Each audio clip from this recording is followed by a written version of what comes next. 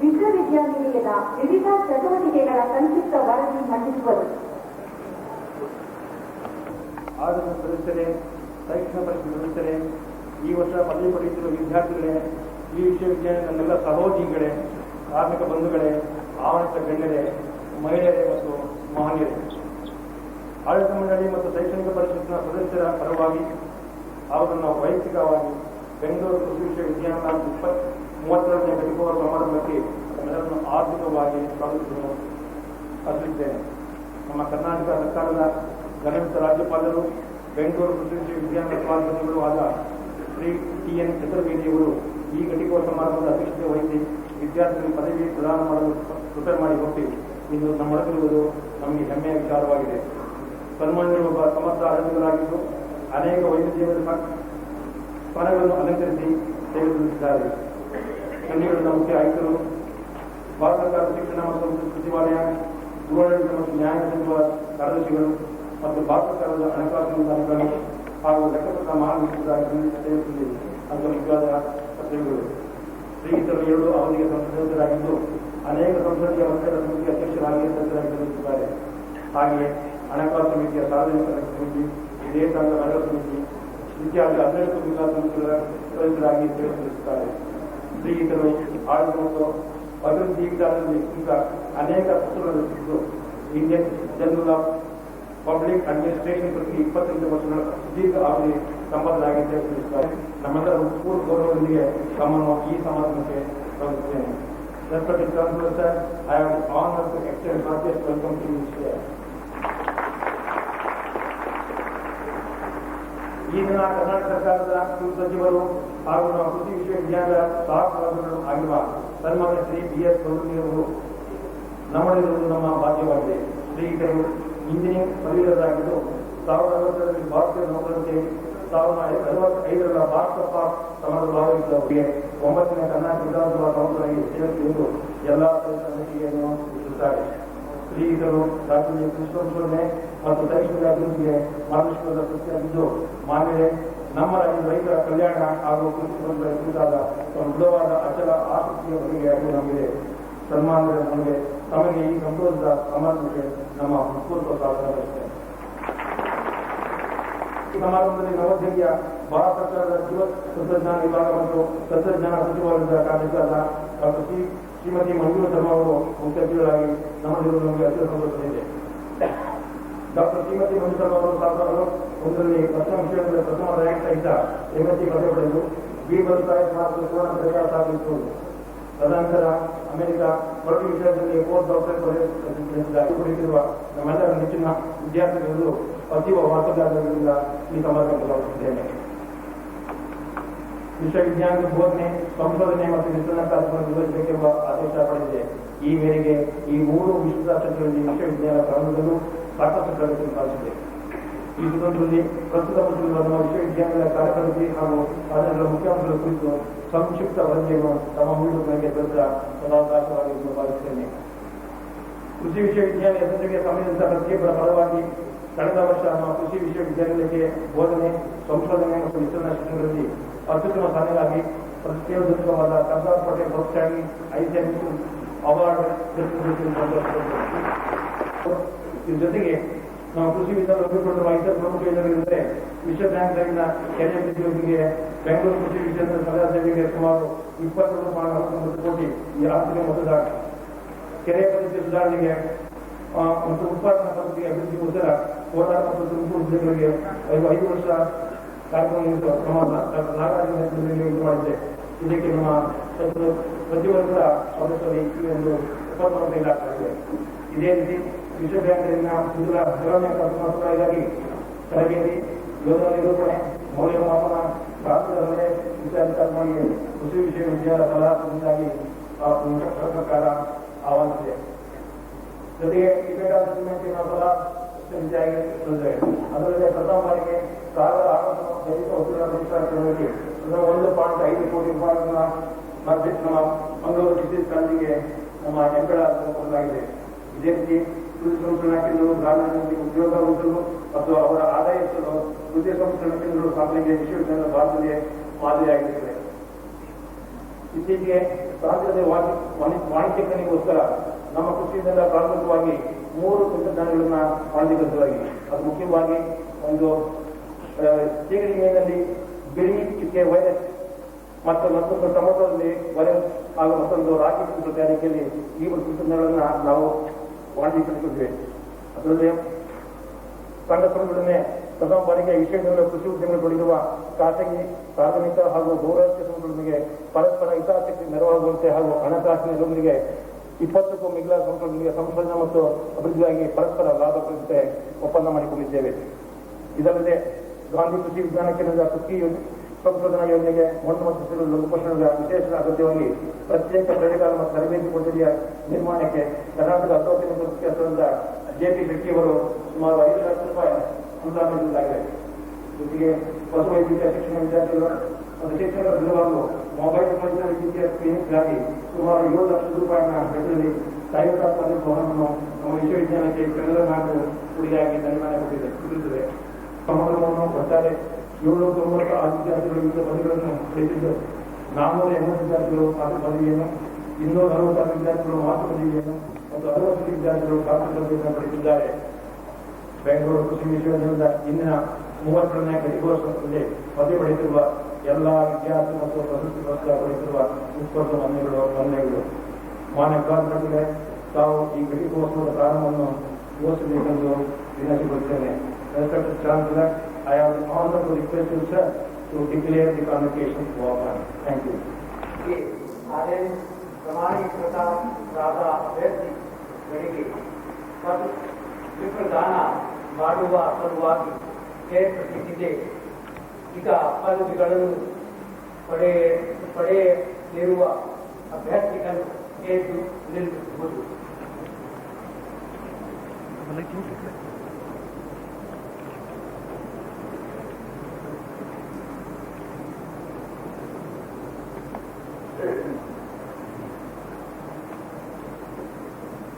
ನಿರ್ದಿಷ್ಟ ಪದವಿಗಳಿಗೆ ಅಭ್ಯರ್ಥಿಯಾಗಿರುವ ಹಾಗೂ ಶಿಫಾರಸು ಮಾಡಿರುವ ಪದವಿಗಳನ್ನು ನೀಡಿದಲ್ಲಿ ನೀವು ನಿಮ್ಮ ನಿತ್ಯ ಜೀವನ ಮತ್ತು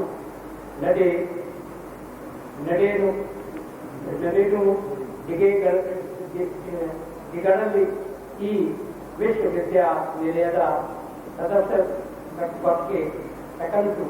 ತಕಂತೆ ನಡೆದುಕೊಳ್ಳೆ ವೆಂದು ಪ್ರಾಮಾಣಿಕವಾಗಿ ವಾಗ್ದಾನ ನೀಡುವುದಾಗಿ ಘೋಷಿಸಿದ್ದಾರೆ.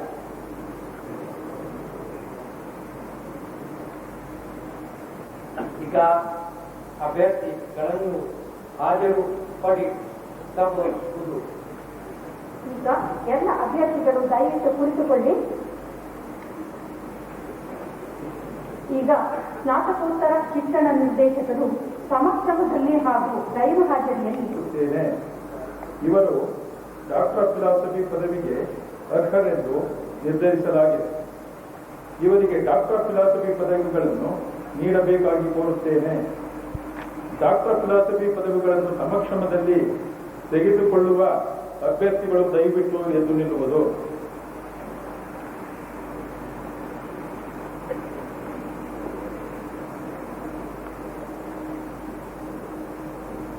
ಬೆಂಗಳೂರು ಕೃಷಿ ವಿದ್ಯಾನಿಲಯದ ಕುಲಾಧಿಪತಿಯಾಗಿ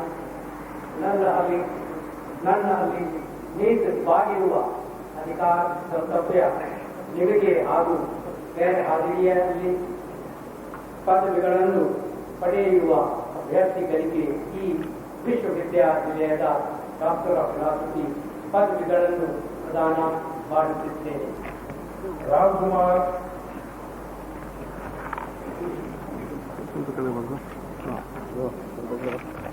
ನಂತರ ಮಧುಪ್ರಸಾದ್,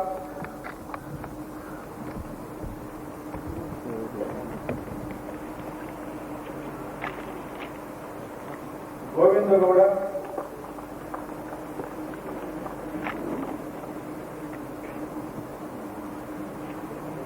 ಮಿಥುನಾಳ ಪದ್ಮಾವತಿ,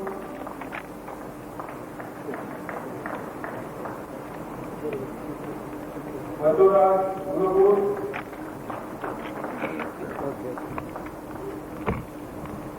ಎಡಿ ರಂಗನಾಥ್, ಎನ್ ರಮೇಶ್ ಕುಮಾರ್, ಸಿ ರಶ್ಮಿ,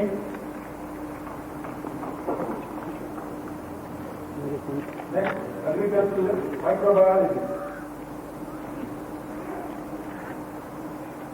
ನುನ್ನ ತ್ರಿಮೂರ್తులు ಏನು ಎಸ್ ಭಟ್ಟಾಚಾರ್ಯ,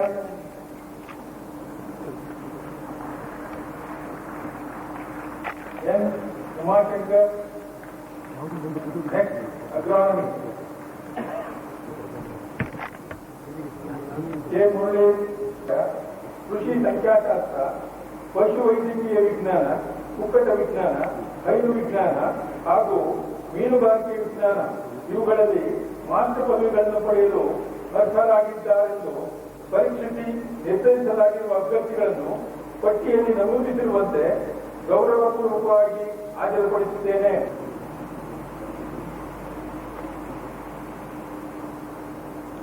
ಬೆಂಗಳೂರು ಕೃಷಿ ವಿಶ್ವವಿದ್ಯಾಲಯ ನಿಲಯದ ಕುಲಾಧಿಪತಿಯಾಗಿ ಅಲ್ಲಿ ನಿಯತವಾಗಿರುವ ಅಧಿಕಾರದ ಅನ್ವಯ ನಿಮಗೆ ಹಾಗೂ ಗೈರು ಹಾಜರಿಯಲ್ಲಿ ಪದವಿಗಳನ್ನು ಪಡೆಯುವ ಅಭ್ಯರ್ಥಿಗಳಿಗೆ ಕೃಷಿ, ತೋಟಗಾರಿಕೆ, ಕೃಷಿ ಜೀವ ರಸಾಯನಶಾಸ್ತ್ರ, ಆಹಾರಗಳು ಮತ್ತು ಪೌಷ್ಟಿಕತೆ, ರೇಷ್ಮೆ ವ್ಯವಸಾಯ, ಕೃಷಿ ಸಂಖ್ಯಾಶಾಸ್ತ್ರ, ಪಶು ವೈದ್ಯಕೀಯ ವಿಜ್ಞಾನ, ಕುಕ್ಕುಟ ವಿಜ್ಞಾನ, ಹೈನು ವಿಜ್ಞಾನ ಹಾಗೂ ಮೀನುಗಾರಿಕೆ ವಿಜ್ಞಾನ ಇವುಗಳಲ್ಲಿ ಮಾಸ್ಟರ್ ಪದವಿಗಳನ್ನು ಪ್ರದಾನ ಮಾಡುತ್ತೇನೆ. ಮತ್ತು ಸಹಕಾರ, ರೇಷ್ಮೆ ಕೃಷಿ, ಅರಣ್ಯಶಾಸ್ತ್ರ, ಕೃಷಿ ಇಂಜಿನಿಯರಿಂಗ್ ಹಾಗೂ ಗೃಹ ವಿಜ್ಞಾನ ಇವುಗಳಲ್ಲಿ ಬ್ಯಾಚುಲರ್ ಪದವಿಗಳನ್ನು ಪಡೆಯಲು ಅರ್ಹರಾಗಿದ್ದಾರೆ ಎಂದು ಪರೀಕ್ಷಿಸಿ ನಿರ್ಧರಿಸಲಾಗಿರುವ ಅಭ್ಯರ್ಥಿಗಳನ್ನು ಪಟ್ಟಿಯಲ್ಲಿ ನಮೂದಿಸಿರುವಂತೆ ಗೌರವಪೂರ್ವಕವಾಗಿ ಹಾಜರುಪಡಿಸುತ್ತೇನೆ. ಇವರಿಗೆ ಈ ಪದವಿಗಳನ್ನು ಪ್ರದಾನ ಮಾಡಬೇಕೆಂದು ಪ್ರಾರ್ಥಿಸುತ್ತೇನೆ. ಈ ಪದವಿಗಳನ್ನು ಸಮಕ್ಷಮದಲ್ಲಿ ತೆಗೆದುಕೊಳ್ಳುವ ಅಭ್ಯರ್ಥಿಗಳು ದಯವಿಟ್ಟು ಎದ್ದು ನಿಲ್ಲುವುದು.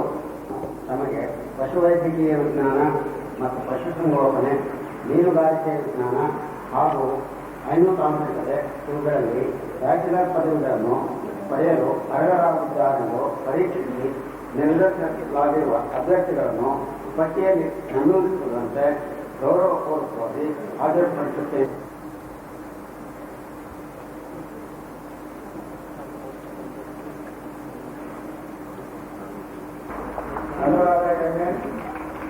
PhD Architecture, ಇವರಿಗೆ ಕೃಷಿ ವಿಶ್ವವಿದ್ಯಾಲಯ ಜಿಲ್ಲಾ ಪದಕ ಹಾಗೂ ಅಮೆರಿಕನ್ ಹೈಬ್ರಿಡ್ ಸೀಡ್ಗಳ ಜಿಲ್ಲಾ ಪದಕಗಳು ದೊರೆತಿವೆ. Satish A PhD Agricultural Agriculture ಇವರಿಗೆ ಕೃಷಿ ವಿಶ್ವವಿದ್ಯಾಲಯ ಜಿಲ್ಲಾ ಪದಕ ಲಭಿಸಿದೆ. ಮುನ್ನಾ ತ್ರಿಮೂರ್ತಿಗಳು PhD Agriculture Microbiology ಇವರಿಗೆ ಕೃಷಿ ವಿಶ್ವವಿದ್ಯಾಲಯ ಜಿಲ್ಲಾ ಪದಕ ಲಭಿಸಿದೆ. Umashankar N PhD Agriculture Microbiology ಇವರಿಗೆ agro EO India doctor BR Ambedkar ಜಿಲ್ಲಾ ಪದಕ ಲಭಿಸಿದೆ. AS Rajendran PhD animal nutrition ಇವರಿಗೆ ಕೃಷಿ ವಿಶ್ವವಿದ್ಯಾಲಯ ಜಿಲ್ಲಾ ಪದಕ ಹಾಗೂ BM ಕೃಷಿ ಫಲಿತಾಂಶ ಜಿಲ್ಲಾ ಪದಕಗಳು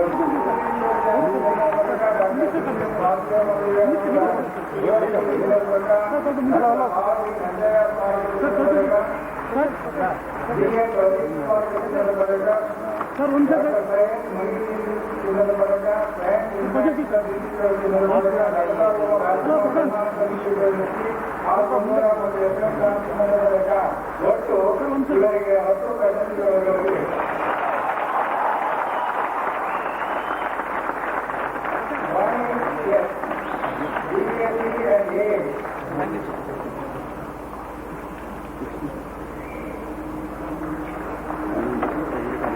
So, Dr. Bharat Pragati Bharat Jindra ಇವರಿಗೆ ದೊರೆತಿದೆ. ಗೀತಾ ಎನ್ B.Tech ಇವರಿಗೆ ಕೃಷಿ ವಿಶ್ವವಿದ್ಯಾಲಯ ಚಿನ್ನದ ಪದಕ, ಶ್ರೀಮತಿ ಶ್ರೀ ಎಂ ಒಡೆಯರ್ ಚಿನ್ನದ ಪದಕ, ಶ್ರೀ ಮೋಹನ್ ಕೃಷ್ಣ ಚಿನ್ನದ ಪದಕ ಹಾಗೂ ಇನ್ಫಾರ್ಮೇಷನ್ ಡೈರಿ ಕವರ್ ಚಿನ್ನದ ಪದಕಗಳು ಲಭಿಸಿವೆ. ಸೊ ಗೈರುವಾಸಿಯಲ್ಲಿ ವಿ ಜಾನ್ ಎಂ ಸರಾಕ್ಷಿ ಚಿನ್ನದ ಪದಕಗಳು ಲಭಿಸಿವೆ. ದೀಪಾಶ್ರೀ PhD ಹಾಸನ್ ಕಾಲೇಜ್ ಕೃಷಿ ವಿಶ್ವವಿದ್ಯಾಲಯ ಚಿನ್ನದ ಪದಕ ಲಭಿಸಿದೆ. ಪ್ರದೀಪ್ ಆರ್ PhD ಶಿವಮೊಗ್ಗ ಕೃಷಿ ವಿಶ್ವವಿದ್ಯಾಲಯ ಚಿನ್ನದ ಪದಕ ಹಾಗೂ ಶ್ರೀಮತಿ HC ಆಶಾ ಶ್ರೀ ಕನ್ನಂಗಿ ಶೇಷಾದ್ರಿ ಚಿನ್ನದ ಪದಕಗಳು ಲಭಿಸಿವೆ. Anand KS PhD Shri LAG ಪ್ರತಿಷ್ಠಾನ ಕರ್ನಾಟಕ ಚಿನ್ನದ ಪದಕಗಳು ಜನಿಸಿದರು. ಇವರು 1983ರಲ್ಲಿ ಕೃಷಿ ಪದವಿಯನ್ನು, 1987ರಲ್ಲಿ ಕೃಷಿ ವಿಸ್ತರಣೆಯಲ್ಲಿ ಸ್ನಾತಕೋತ್ತರ ಮತ್ತು 1993ರಲ್ಲಿ ಡಾಕ್ಟರೇಟ್ ಪದವಿಯನ್ನು ಬೆಂಗಳೂರು ಕೃಷಿ ವಿಶ್ವವಿದ್ಯಾಲಯದಿಂದ ಪಡೆದಿರುತ್ತಾರೆ. ಡಾಕ್ಟರ್ ಸುರೇಶ್ ಅವರು ಕರ್ನಾಟಕ ಸರ್ಕಾರದ ವಿಜ್ಞಾನ ಮತ್ತು ತಂತ್ರಜ್ಞಾನ ಇಲಾಖೆಯಲ್ಲಿ ವೈಜ್ಞಾನಿಕ ಅಧಿಕಾರಿಯಾಗಿ ತಮ್ಮ ಸೇವೆಯನ್ನು ಪ್ರಾರಂಭಿಸಿದರು. ನಂತರ ಬೆಂಗಳೂರು ಕೃಷಿ ವಿಶ್ವವಿದ್ಯಾಲಯದಲ್ಲಿ ಸಹಾಯಕ ಪ್ರಾಧ್ಯಾಪಕರಾಗಿ ನೇಮಕಗೊಂಡು ಶಿವಮೊಗ್ಗದ ಕೃಷಿ ಮಹಾವಿದ್ಯಾಲಯದ ಕೃಷಿ ವಿಸ್ತರಣಾ ವಿಭಾಗದಲ್ಲಿ 1995ರಿಂದ 2002ರವರೆಗೆ ಸೇವೆಯನ್ನು ಸಲ್ಲಿಸುತ್ತಾರೆ. ಇವರು ಪ್ರಸ್ತುತ ಬೆಂಗಳೂರು ಕೃಷಿ ವಿಶ್ವವಿದ್ಯಾಲಯದ ವಿಸ್ತರಣಾ ನಿರ್ದೇಶನಾಲಯದಲ್ಲಿ ಸಂವಹನ ಕೇಂದ್ರದಲ್ಲಿ ಸಹ ಸಂಪಾದಕರಾಗಿ ಕಾರ್ಯನಿರ್ವಹಿಸುತ್ತಿದ್ದಾರೆ.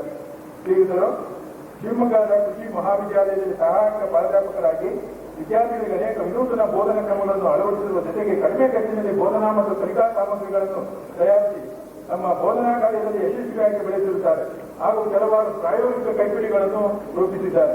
ಸುರೇಶ್ ಅವರು ಶಿವಮೊಗ್ಗ ಕೃಷಿ ಮಹಾವಿದ್ಯಾಲಯಕ್ಕೆ ಭೇಟಿ ನೀಡುವ ರೈತರು, ವಿಸ್ತರಣಾ ಕಾರ್ಯಕರ್ತರು ಮತ್ತು ವಿದ್ಯಾರ್ಥಿಗಳಿಗೆ ಮಾಹಿತಿಗಳನ್ನು ಪೂರೈಸುವಲ್ಲಿ ಸಹಕಾರಿಯಾದ ಕೃಷಿ ತಂತ್ರಜ್ಞಾನ ಮಾಹಿತಿ ಕೇಂದ್ರ ಮತ್ತು ಶ್ರವಣ ದೃಶ್ಯ ಕೊಠಡಿ ಸ್ಥಾಪಿಸುವಲ್ಲಿ ಪ್ರಮುಖ ಪಾತ್ರವನ್ನು ವಹಿಸಿರುತ್ತಾರೆ. ಇವರು ಗ್ರಾಮೀಣ ಕೃಷಿ ಅನುಭವ ಕಾರ್ಯಕ್ರಮಗಳನ್ನು 96ರಿಂದ 2002ರವರೆಗೆ ಯಶಸ್ವಿಯಾಗಿ ನಡೆಸಿರುತ್ತಾರೆ.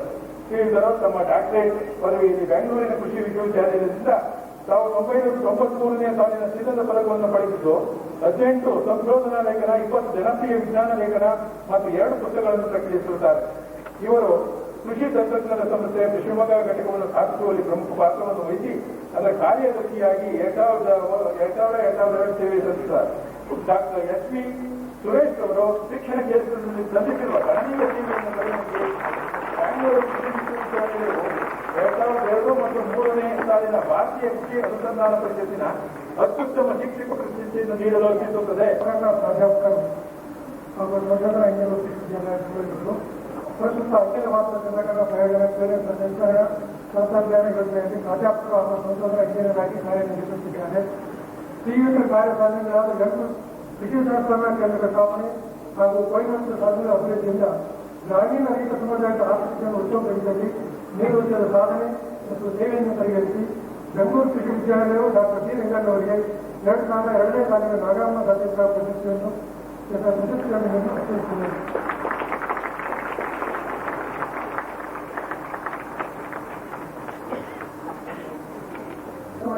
ಸಂಸ್ಥೆಗೆ ಶ್ರೀ ಎಂ ರುದ್ರಾಚಾರ್ಯ ಪ್ರಾಧ್ಯಾಪಕರು ಮತ್ತು ಭಾವಿಶ್ರೀ ಸಂಶೋಧನಾ ಕೇಂದ್ರ ಮುಖ್ಯಸ್ಥರು ಗುರುತಿಸಲಾಗಿದೆ. ಪ್ರಸ್ತುತ ಕೃಷಿ ಸಂಶೋಧನೆಗಳು ಬಾವಿಕೆಯಲ್ಲಿ 1998 ಕೆಲಸ ನಿರ್ವಹಿಸುತ್ತಿದ್ದಾರೆ. ಅತಿ ಅಲ್ಪ ಕಾಲದಲ್ಲಿ ಕೃಷಿ ಸಂಶೋಧನಾ ಕೇಂದ್ರ ಬಾವಿಕೆಯನ್ನು ಬಹು ವ್ಯವಸ್ಥಿತವಾಗಿ ಅಭಿವೃದ್ಧಿಗೊಳಿಸಲಾಗಿದೆ. ಏಕಾಂಗಿಯಾಗಿ ಇವರು ಮಾಡಿದ ಕೆಲಸವನ್ನು ಕೃಷಿ ವಿಶ್ವವಿದ್ಯಾಲಯದ ಆಡಳಿತ ಮಂಡಳಿಯ ಕೇಂದ್ರ ಅಭಿವೃದ್ಧಿ ಸಮಿತಿಯು ಬಹುವಾಗಿ ಮೆಚ್ಚುಗೆ ವ್ಯಕ್ತಪಡಿಸಿದೆ. ಶ್ರೀಯುತ ರುದ್ರಾಚಾರ್ಯರು ಸಲ್ಲಿಸಿದ ಉತ್ತಮ ಸೇವೆ ಹಾಗೂ ಉತ್ತಮ ಕ್ಷೇತ್ರ ನಿರ್ವಹಣೆಯಿಂದಾಗಿ ಕ್ಷೇತ್ರದ ಆದಾಯ ಕ್ರಮವಾಗಿ ಹೆಚ್ಚಿರುವುದಲ್ಲದೆ ಅವರು ಒಳಬೇಕಾದಲ್ಲಿ ಮಾಡುವ ಮಾದರಿ ಫಾರ್ಮ್ ಪ್ರಾಜೆಕ್ಟಿಗೆಯು ಸಣ್ಣ ಮತ್ತು ಅತಿ ಸಣ್ಣ ರೈತರಿಗೆ ಮಾರ್ಗದರ್ಶನವಾಗಿರುವುದರಿಂದ ಬೆಂಗಳೂರು ಕೃಷಿ ವಿಶ್ವವಿದ್ಯಾಲಯ ಶ್ರೀ ಎಂ ರುದ್ರಾಚಾರ್ಯ ಅವರಿಗೆ 2002ನೇ ಸಾಲಿನ ಆಡಳಿತ ಮಂಡಳಿ ಅತ್ಯುತ್ತಮ ಕೆಲಸ ಪ್ರಶಸ್ತಿಯನ್ನು ನೀಡಲಾಗಿದೆ.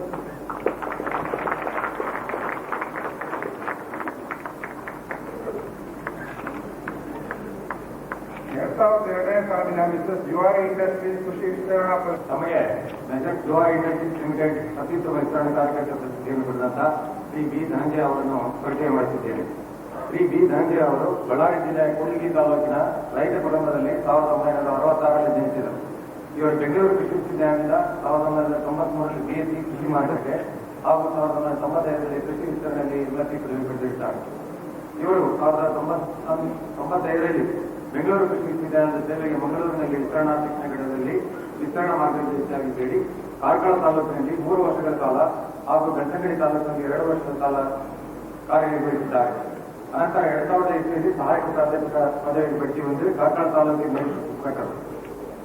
ಇವರು ರೈತರ ಜಮೀನಿನಲ್ಲಿ ಪರಿಚಯಿಸಿದ ವಿವಿಧ ಆವಿಷ್ಕಾರಗಳನ್ನು ಹಾಗೂ ಕ್ಷೇತ್ರ ತಪಾಸಣೆ ಪ್ರಯೋಗಗಳು, ಮೊದಲ ಹಂತದ ಪ್ರಾತ್ಯಕ್ಷಿಕೆಗಳು, ಕ್ಷೇತ್ರ ಪ್ರಾತ್ಯಕ್ಷಿಕೆಗಳು, ಸಮಗ್ರ ಕೃಷಿ ವ್ಯವಸ್ಥೆ ಪ್ರಾತ್ಯಕ್ಷಿಕೆಗಳು ಹಾಗೂ ಇತರೆ ವಿಸ್ತರಣಾ ಕಾರ್ಯಕ್ರಮಗಳು ಹಾಗೂ ಭಾರತೀಯ ಕೃಷಿ ಅನುಸಂಧಾನ ಪರಿಷತ್ನ ಪ್ರಾಯೋಜಿತ ಮುಂಚೂಣಿ ಪ್ರಾತ್ಯಕ್ಷಿಕೆಯನ್ನು ಬೇಳೆಕಾಳ ಬೆಳೆಗಳಲ್ಲಿ ಅನುಸಾರಗೊಳಿಸಿ ರೈತರಿಗೆ ಸುಧಾರಿತ ತಾಂತ್ರಿಕತೆಗಳನ್ನು ಪರಿಚಯಿಸಿದ್ದಾರೆ. ಇವರು ಹೊಸತಳಿಗಳಾದ ಮುಕ್ತಿ, ಭತ್ತ, TAU ಮತ್ತು T9 ಉದ್ದು ಹಾಗೂ ಬೈಸಾಕಿ ಹೆಸರುಕಾಳು ಬೆಳೆಗಳನ್ನು ರೈತರಿಗೆ ಪರಿಚಯಿಸಿದ್ದಾರೆ. ಇವರು ಬೆಂಗಳೂರು ಕೃಷಿ ತಂತ್ರಜ್ಞಾನ ಸಂಸ್ಥೆಯ ನ್ಯಾನ್ಸಿ ಕಾರ್ಡೆಲ್ ಹಾಗೂ BJ ನಂಜುಂಡಪ್ಪ ಸ್ಮಾರಕ ರಾಜ್ಯಮಟ್ಟದ ಅತ್ಯುತ್ತಮ ವಿಸ್ತರಣಾ ಕಾರ್ಯಕ್ರಮ ಪ್ರಶಸ್ತಿಯನ್ನು 2005 ಪಡೆದಿರುತ್ತಾರೆ. ಶ್ರೀ ಬಿ ಧನಂಜಯ ಅವರು ವಿಸ್ತರಣಾ ಕ್ಷೇತ್ರದಲ್ಲಿ ಸಲ್ಲಿಸಿರುವ ಅತ್ಯುತ್ತಮ ಸೇವೆಯನ್ನು ಗುರುತಿಸಿ ಬೆಂಗಳೂರು ಕೃಷಿ ವಿಶ್ವವಿದ್ಯಾಲಯಗಳು 2003ನೇ ಸಾಲಿನ ಮೆಸರ್ಸ್ ಜುವಾರಿ ಇಂಡಸ್ಟ್ರೀಸ್ ಲಿಮಿಟೆಡ್ ಅತ್ಯುತ್ತಮ ವಿಸ್ತರಣಾ ಕಾರ್ಯಕ್ರಮ ಪ್ರಶಸ್ತಿಯನ್ನು ನೀಡಲು ಆಶಿಸಿದೆ.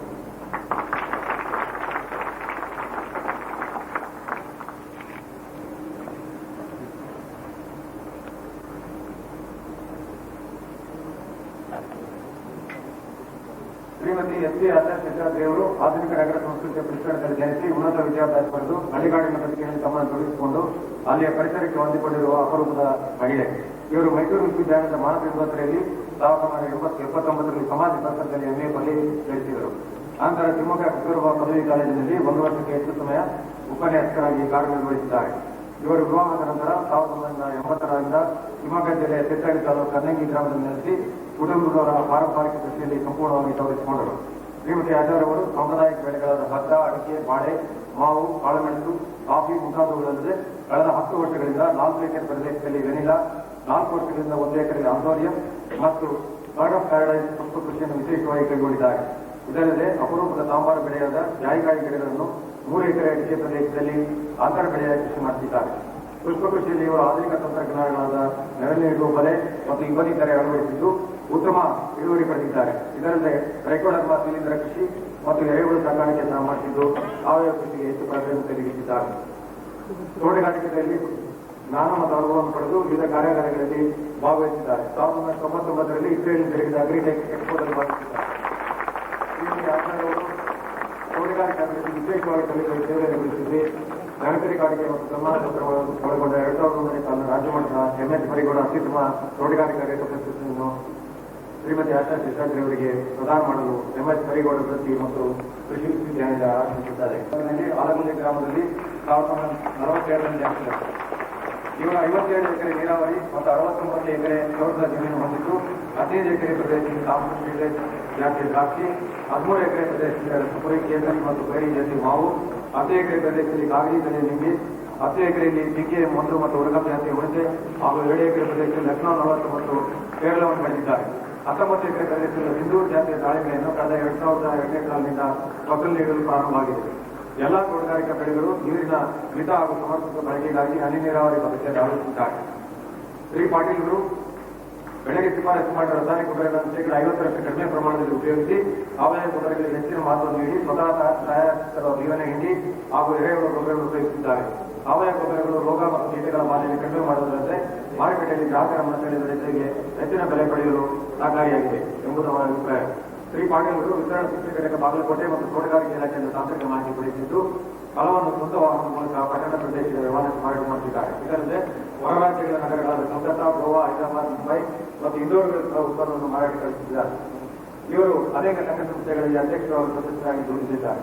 ಶ್ರೀಯುತ ಪಾಟೀಲ್ ಅವರು ಕೃಷಿ ಮತ್ತು ಸಮಾಜದ ಅಭಿವೃದ್ಧಿಗೆ ನೀಡಿರುವ ಕೊಡುಗೆ ಅಪಾರ. ಕಾರ್ಯಶೀಲ ಹಾಗೂ ಪ್ರಗತಿಪರ ರೈತರಾಗಿ ತೋಟಗಾರಿಕೆ ಅಭಿವೃದ್ಧಿಗೆ ವಿಶೇಷವಾಗಿ ಸಲ್ಲಿಸಿರುವ ಇವರ ಸೇವೆಯನ್ನು ಗುರುತಿಸಿ ನೆನಪಿನ ಕಾಣಿಕೆ ಮತ್ತು ಸನ್ಮಾನ ಪತ್ರಗಳನ್ನು ಒಳಗೊಂಡ 2007ನೇ ಸಾಲಿನ ರಾಜ್ಯಮಟ್ಟದ MS ಮೈಗೌಡ ಅತ್ಯುತ್ತಮ ತೋಟಗಾರಿಕೆ ಪ್ರಶಸ್ತಿಯನ್ನು ಹನುಮಂತಗೌಡ ಮತ್ತು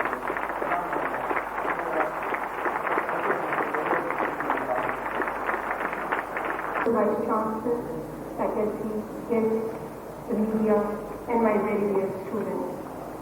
I most sincerely thank you, the Chancellor and the Vice Chancellor, for giving me this opportunity to share my thoughts with the faculty and the students of this great university in the city of Bangalore, the intellectual capital of our country. My heartiest congratulations to all the award winners, gold medal recipients. May God bless you. My best wishes for a brilliant future ahead of all of you. And upgrade the standards and facilities in the university country. In the words of the great scholar, the scientist, and the philosopher of the country, the Nobel laureate of C.V. Raman, in his convocation address in the University of Gujarat in 1942, he said, and I quote, "Let us try to make our universities the best. We should not be satisfied with anything less than the best. What will be the result?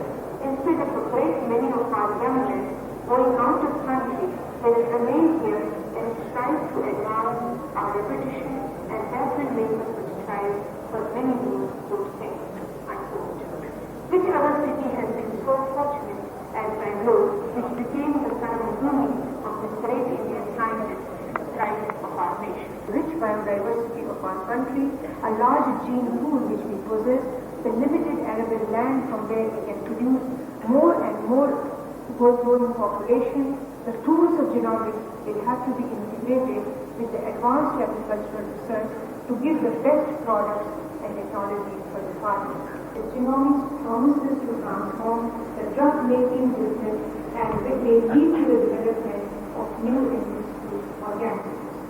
The genomics revolution was spurred by the Human Genome Project, an international effort in 1990 to analyze and sequence the entire human genome in the phase. The NIH, the Department of Energy, in the United States government, and many other agencies spending almost $300 billion a year on it. Other countries have also their own programs, loosely grouped together under the Human Genome Organization. In all the projects, it will cost something like $3 billion and will not be completed by until 2005. In this scope, it has justly been compared to space travel and the study of particle physics through calculators. That is the type of study I was talking about. The last 2 decades have witnessed an explosion of use of modern materialistic organisms to aid studies of a species of significant commercial or biological interest. Plant models have similarly aided our knowledge of chromosome structure, division and genome organization, paramutation and gene unity, gene silencing, and certainly DNA transposition. More recently, the power of modern species has been augmented by the development of whole genome sequencing programs. Let thy bottom be free from sickness and decay.